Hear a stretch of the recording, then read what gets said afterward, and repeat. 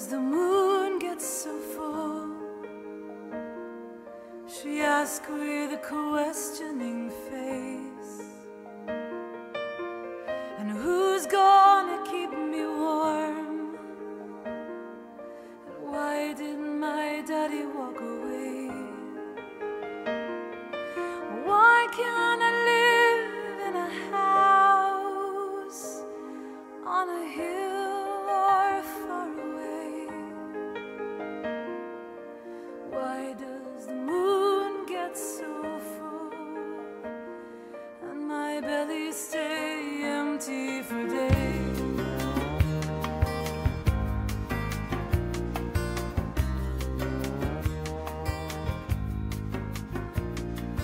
Why does one child die and another one gets to live? A little over a year ago, a little boy died in my truck of starvation. His name was Christopher. As I held Christopher's body, I realized he did not die of injury. He did not die of disease. He died because his mother couldn't buy milk. Christopher's story is not a unique story. It's a daily event here in the Philippines and all over the world. Children are dying of starvation. I knew this in my mind, but when I held Christopher's body, it became very real to me that poverty kills children. I decided that day that Christopher's death did not have to be in vain. Just as Jesus' death brought life to so many, Christopher, whose name means Christ, his death did not have to be in vain either, but could bring life to others. All right, we're here at the Christohper farm. Let's look around, and I wish you could all be here, but this is the best way I can show you where we're at and where we're headed. Okay, well, this is RG and Hasmin, and they are the managers of our goat part of the Christohper farm.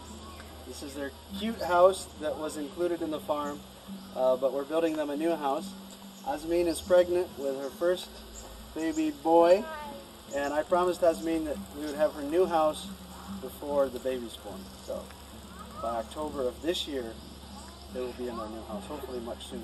Okay, the goats that we'll be raising on the farm are excellent for milk, but they do require special feeds that we're going to grow here on the farm. And so RG has done a great job of planting our goat feeds. We're going to grow probably about half an acre of feeds, and then it will take them 6 months to grow in. After 6 months, we'll be ready to buy goats and make milk for kids. All right, well, this is the Sampson family. They're the family that manages the farm. Alger and Jen Ann and their 3 children. This is their new house they just moved into last week, which you guys are excited about the house? Yeah, very excited about the house.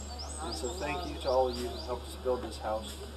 And these people are just sent from heaven to manage this farm. It's a perfect fit. Okay, this is one of our first sows, Canada. She is due to give birth probably this week. And our goal is to get up to 20 sows.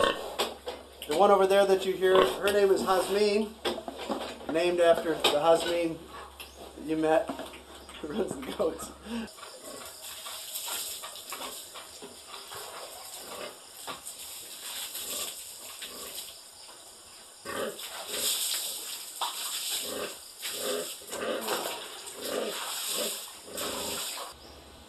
Okay, what we have here, this is one of the 3 springs that's on the farm.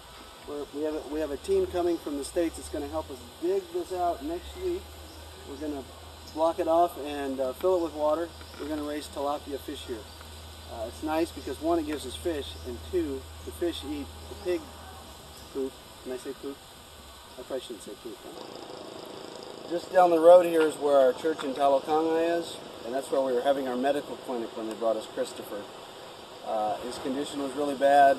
We prayed for him, and then we just felt the urgency, put him in the truck, and drive down this road, and it's right about in here where Christopher breathed his last. We took him to the hospital. We found out that the hospital had already released Christopher because he didn't have any money. Okay, I'm here with Jinky, and this is Tata. This is Christopher's father and mother, and this is where Christopher's buried, right in the hill behind me. The experience of Christopher's death and being a part of just the funeral and just going through it with his family really changed my heart, my vision for missions and for what we're doing here. There are children all around me, even right now, and children all over the village where we minister that don't have food. The day that we buried Christopher, Tata cried, "If I only had milk, if I only had milk." Christopher didn't die because of a disease. Christopher didn't die because of an injury. Christopher died because they didn't have milk for Christopher.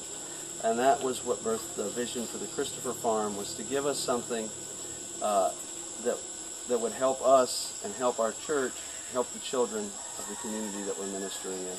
I'm here with some of the children from Christopher's village that came out while we were doing our video. And just to give you an example of what these kids are going through, this little girl here is 4 years old. This boy here is 5 years old. You can see how small they are. They're not eating well. They're not getting the foods that they need, and God cares about these kids. God cares about this little boy right here just as much as He cares about my son. When my son was 5, he's probably about this tall, and quite a bit stronger. And it's not just genetics; it's nutrition. Something that really struck my heart when Christopher died was that my family's never known hunger. I've never known hunger. Not a day in my life. I've never gone without a meal. There's always been food in the cupboards. And when I would sit down with my family to eat and see the abundance on the table, my heart was more thankful than it had ever been before. I really started to thank God for the food that was in my house. But I really had a heaviness knowing how many homes and how many children don't have that kind of food on their table. So we want to help these kids, and we need your help to help them.